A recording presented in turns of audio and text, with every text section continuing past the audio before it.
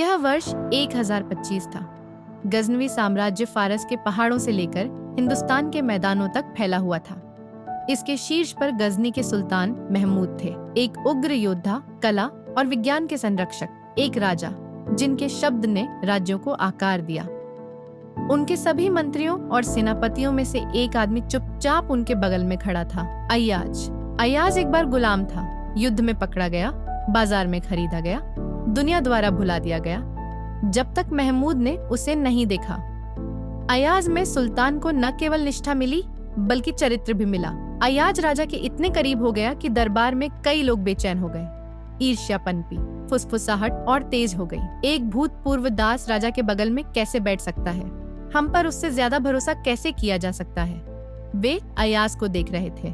उन्होंने साजिश रची और एक दिन वे एक घोटाले के साथ सुल्तान के पास आए। महाराज, उन्होंने कहा, अय्याज वैसा नहीं है जैसा वह दिखता है। वह गुप्त रूप से धन की जमाखोरी कर रहा है। आधी रात को वह एक बंद छाती खोलता है और उसे अकेला ही देखता है। अदालत गड़गड़ाहट से झूम उठी। क्या यह विश्वासघात था? छिपा हुआ खजाना, गुप्त महत्वाकांक्षा? महमूद सुन रहा था, लेकिन उसने कुछ नहीं बोला। उस रात उन्होंने अघोषित रूप से अय्याज का दौरा किया। महल की खामोशी में राजा छाया में खड़ा था और देख रहा था। जैसे ही अय्याज ने रहस्यमय छाती खोली, लेकिन अंदर कोई सोना नहीं था, कोई गहने नहीं, कोई धन नहीं। जब अय्याज पहली बार महमूद के दरबार में आया था तो उसने केवल एक टूटा हुआ पुराना वस्त्र और टूटा हुआ गुलाम कॉलर पहना था। अय्याज ने उन्हें चुपचाप देखा।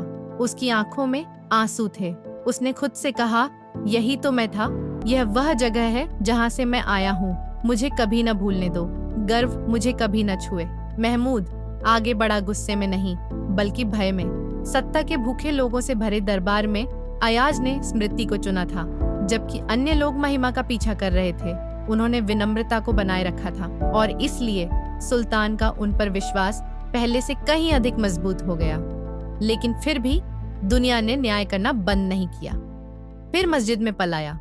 भोर होते ही महमूद और अय्याज एक साथ प्रार्थना करने चले गए। जैसे ही प्रार्थना का आह्वान गजनी में गूंजा, वे साथ साथ खड़े हो गए। सुल्तान और गुलाम कंधे से कंधा मिलाए, भक्ति में समान।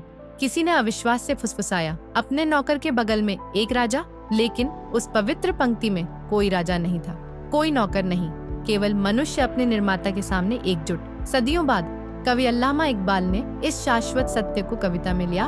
एक ही सफ में खड़े हो गए महमूद ओ अय्याज, ना कोई बंदा रहा, न कोई बंदा नवाज।